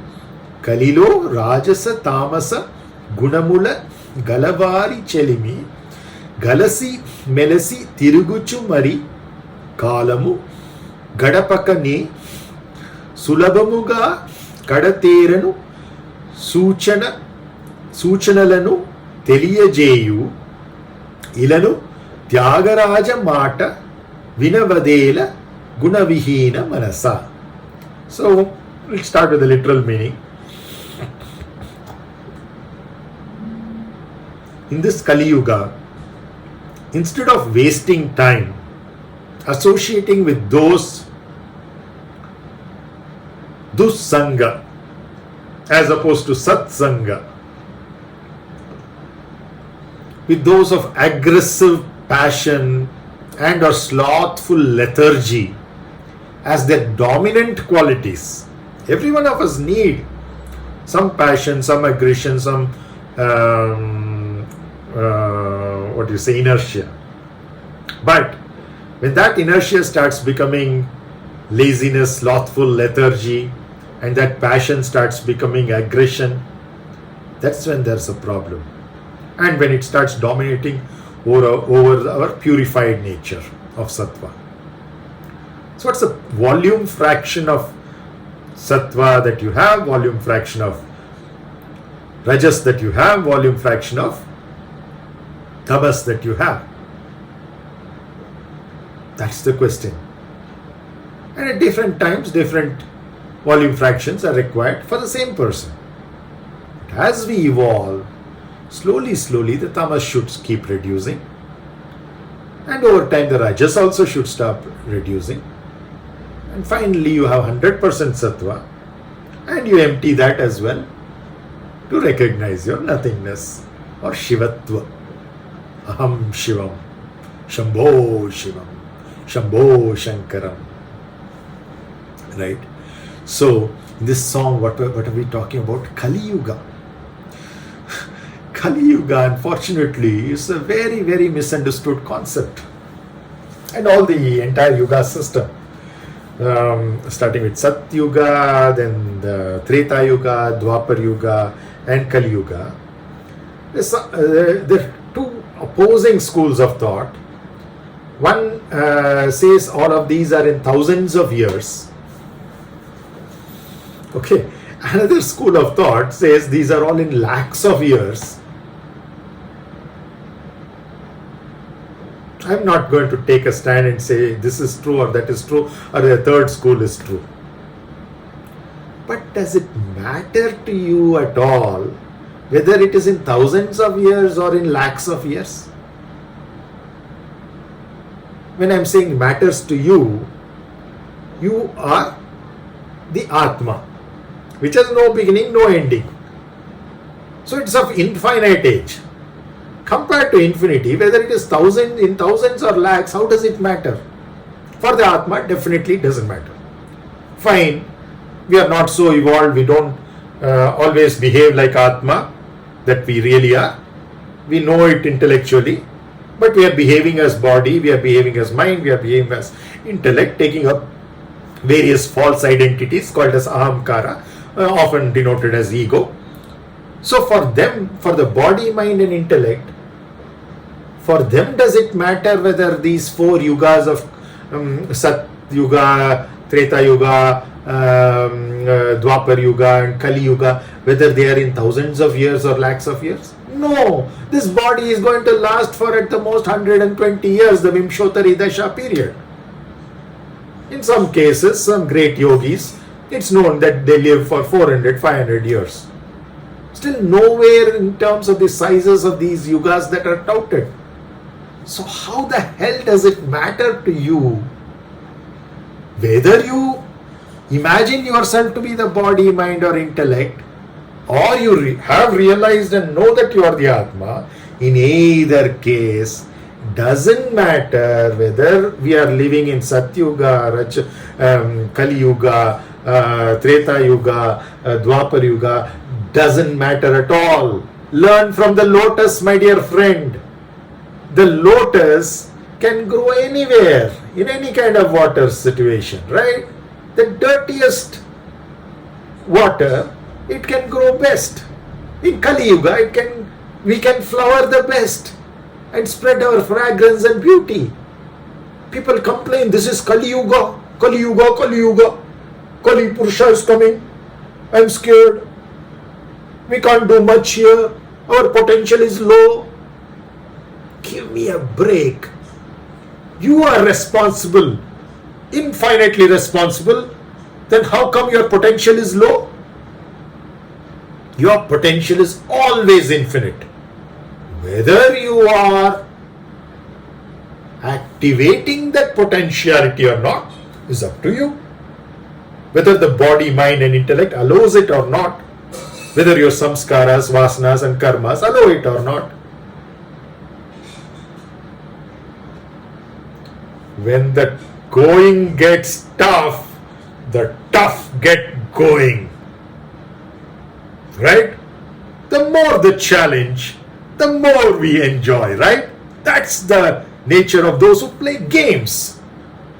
But those who are living in the law of karma instead of game of Leela, for them Kali Yuga means ayyo, so much sadness, so much anger, so much jealousy, so much lust, so much greed, so much of pride, arrogance. So what? You take all of that is also energy, transform it, utilize it as your manure and grow like the lotus flower and spread your fragrance, my dear friends. And I say that with conviction because I am doing it right now and here. I am living in the same time period as you. I go through the same kinds of pains as you. People talk of labor pain. Yes, it's a beautiful pain out of which a baby is born. And once the mother sees that baby, she's forgotten all that pain. The suffering is optional, whereas the pain is inevitable. Who knows it better than a mother? Right? And even after going through motherhood, not once, many times, some ladies are still not understanding the concept. It's more difficult probably for men to understand. Women can understand it. Just think back about your pregnancy, especially about your labor pain and your delivery, and then the first moment you saw your child's face and breastfed it. Such a wonderful time, right? Pain was inevitable, but suffering was optional. So, whether it is physical pain like that, mental pain, agony, everything can be handled intelligently by accessing grace, accessing the universal powers, which are all already within our subtle body, in the spinal cord, in the Sushumna Nadi, as the Kundalini Shakti, represented by the snake, going up for those who are evolving and down for those who are devolving into tamasic gunas. Start from the tamasic gunas, fine, whatever is your starting point, doesn't matter. Slowly reduce the tamas, increase your rajas. Come to the Muladhara Swadhisthana Manipura, rajas will be dominating in its positive attributes. Then you go further to the Vishuddhi, Agnya and Sahasrara, Sattva will be dominating, even rajas will drop. Beyond the Sahasrara, Sattva also drops and you become Trigunatita, which is the same thing that Tyāgarāja is calling here as Gunavihīna manasa. Right? So in this Kali Yuga, don't think of which yuga are you in? But Tyāgarāja is saying Kali Yugalu. So in this Kali Yuga, instead of wasting time associating with those dussanga as opposed to satsanga, of aggressive passion and of slothful lethargy as their dominant qualities, rather than pure duty consciousness, which is sattva, those who are engaged in worldly activities all the time, yes, worldly activities are required whenever they are required for short durations, every hour or every day or every week. But there's a whole lot of time that you do not need to engage in the so-called worldly activities. You should adopt the pleasant way of devotion and redeem yourself. And even those works that you're doing, in the worldly sense, once you get devoted to them and involved in them, they can be also transformed into your spiritual sadhana, part of your spiritual sadhana. You don't need to actually sit and meditate and do your pranayama and other things. For those of you who are very busy, get fully involved in whatever you are busy with. And that itself becomes your sadhana, transforms you and evolves you. I have seen it, I have experienced it. Even consecutive nights when I have not slept and gone on with my work, professional, technical work. And that has not only accomplished that work and given me success professionally, but it has enhanced me spiritually and as an individual, as a personality too. So I'm telling all of this with conviction because I don't say anything unless I have experimented it with it myself, and then only I would share that with my beloved audience, be it my own family or students or any of those in the audience of this channel. Because this is a Vasudhaiva Kutumbakam. We share the best practices with each other. I am a sadhaka like you and you are a sadhaka. If you have some other best practices, you share it with me and we make the best of both of it, right?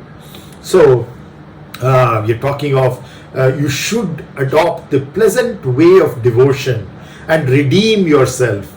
You don't appear disposed to heed to the counsel of Tyāgarāja.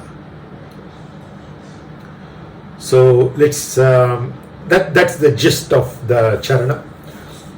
Now let me go into it word by word, just like how we did with the Pallavi and Anupallavi, and see some more gems of the genius that Tyāgarāja is, of the psychiatrist that Tyāgarāja is. Most people think of him only as a devotee. Yes, the devotee aspect of him is wonderful and great, but let's not miss out on his intellectual prowess. Of course, there is an artistic prowess which blends with the devotion. Most people recognize his musical genius, but his intellectual genius of the Vedantic concepts of Advaita. Most people think it's just Dvaita. Yes, on the surface, superficially, it looks like Dvaita. But a little deeper look at it, and anybody can do it. Don't need a brilliant brain to do that. You just need total involvement and dedication and observation, keen perception and seeking. That's all is required. And you can see the intellectual genius there, the knowledge as well as the wisdom, the science, the spirituality, not just religion. And then in between these manoprasanga, psychiatric therapeutic counseling as well. And all three blended not only in this song, as I explained to you, but in every one of Tyāgarāja's song. Bring it to me, any one of it, I will show you the presence of all these three. But most people will just categorize each song as only one of these three categories. This one as Manoprasanga. No, it has Bhakti, it has Jnana. It's just a question of which direction you are looking at from. This is a building, and you are looking at from the east or the north or the west or the south. You are looking at different views, right? Top view, bottom view. Well, in the Charanam, Tyāgarāja once again starts with a guna-vihīna manasa. It is virtueless mind, essentially meaning by itself the mind doesn't have any qualities. Gunas is just making it up, and it's constantly changing things, so it's not true. It's not in reality existing. But accepted. In this position, you only understand this intellectually. So let's take it for granted that the mind is there. But at least recognize that it is a virtueless mind. Means that it by itself doesn't have any qualities. Then what are we asking? Why, Ela, is it, Adi, that you wouldn't listen? Vinavu. Vinavadela. Adi. Ela Adi. Ela Adi. We say in colloquial Telugu also, right? Ela Adi. Means why is it? Ela Adi. Why is it? What? That you wouldn't listen. Vinavu. Vinavadela is what is the olden day Telugu that Tyāgarāja uses for this. Listen to what? That you wouldn't listen to? The words, mata. Matadtira, we say in Kannada, right? Matu. Yeah? Telugu, mata. To the words of this Tyāgarāja. He refers to himself as Tyāgarāju. Okay? More endearing. Raju instead of Raja. Who does what? Who gives? Teliyajeyu. Teliyajeyu. Literally intimate. Teliyajeyu. Who gives? What?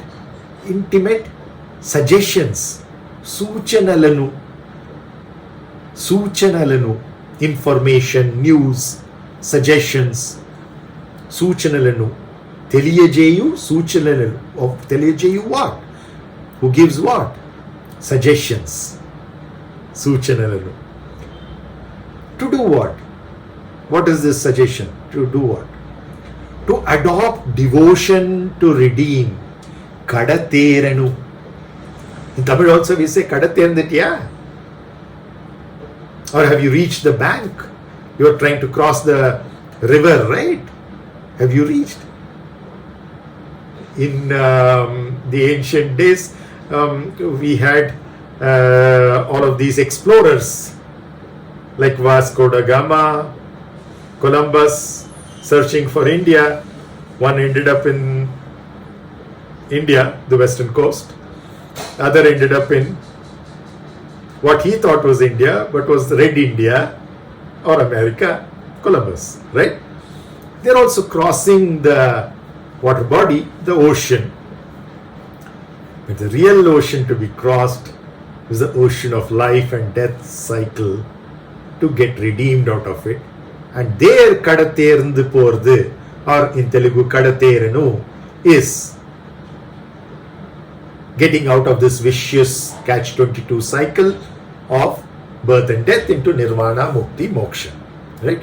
So he's saying to adopt devotion doesn't mean prayer all the time. Whatever you are doing, eating devotedly, washing yourself devotedly, dressing yourself devotedly, doing your job devotedly, full involvement in whatever you are doing. Even excretion in a devoted fashion. Total involvement. That's essentially what we are saying. Every moment, whatever you're doing, not doing, whatever you're speaking, not speaking, whatever you're thinking, not thinking, even in that silent meditation, do it with utmost devotion. That's real bhakti. Not just going to some temple, doing all the rituals and telling some mantras. Yes, they're all certain expressions. They can also be done with bhakti. But those external shows are by themselves not bhakti. It is the attitude with which you do it, that involvement, that devotion, the duty consciousness with which you do it. That's the real bhakti, right? So we are saying that's the devotion. So the suggestion is to adopt devotion to redeem kadateranu what? Yourself pleasantly and easily. How? Pleasantly and easily. சுலபமுகா சுலபமா இருந்துச்சுப்பா, ரொம்ப ஈஸியா இருந்துச்சு. Pleasantly and easily. Telugu சுலபமுகா, right?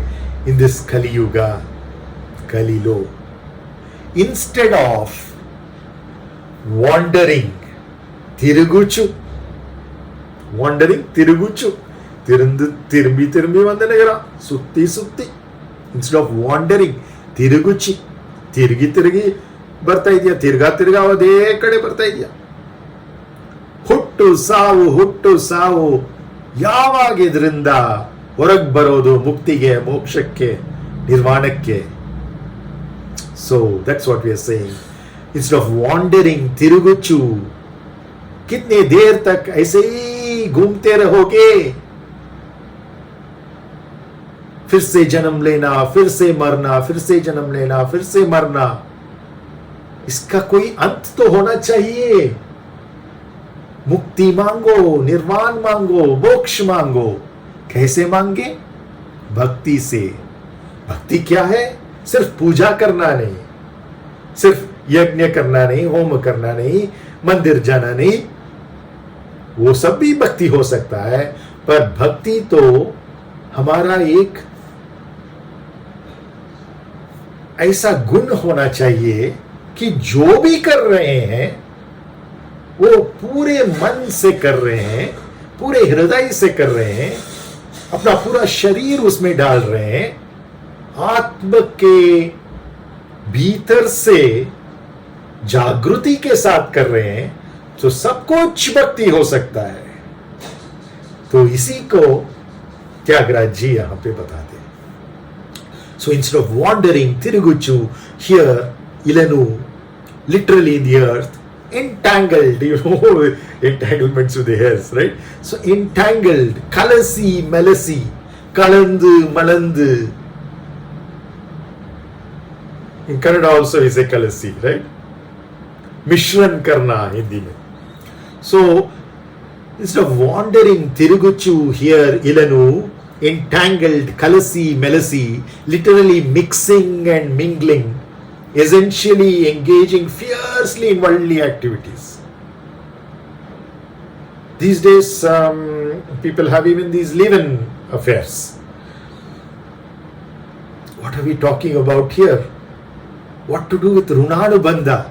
People don't even understand this concept. Runa, anu, bandha. Bandha, relationship. Anu, atomic, subtle. Runa, the depths because of these atomic, subtle relationships. And when physical relationships or emotional relationships are done in a casual manner and then broken apart, the effect of this lasts for a very long time, very deeply in us. So just don't get into these kinds of things just because your mind is misleading you into these directions. That's why these dialogues with the mind every morning in the malaya-mārutam ragam with this song manasa is so very crucial. Okay, so literally mixing and mingling, essentially engaging fiercely in worldly activities is what Tyāgarāja refers to here as kalasi melasi. In what? In the association or company that is chelimi, company, of whom those vari endowed with kala, endowed with what? Qualities, gunamulu, of what? What qualities? Passion, rajasa, aggression, hyperactivity, and the other extreme, sloth, inertia, laziness, lethargy, tamasa, and mari, Thus, wasting, gadapakane, wasting, gadapakane, literally spend. But essentially what you're wasting is time, kalamu. Once gone, it's gone. Your birth, death might be going in cycles, but time is going on and on, right? And you're wasting it. Gadapakane kalamu. So you don't, ilanu, appear, teliya, disposed, vadela, to heed, vina, to the counsel, mata of tyāgarāja, who is ourself. How shall I tolerate, O mind? If you keep misbehaving like that, I have to give you up. So this dialogue has to keep going on between ourself, which is the Atma, and the mind, until it accepts this proposal. This funding will be successful. Go for it, friends. Om Shri Tyāgarājaya Namaha. Om Jai Shri Ram. And celebrate your sankashtahara chaturti. Recognizing that you are having the troubleshooting principle right in you at your Mūladhara chakra. And invoke and utilize it. That's at moonrise, which means when the mind awakens tonight at 10:11 p.m. And then Labor Day tomorrow, Saturday, and World Laughter Day on Sunday. Ha ha!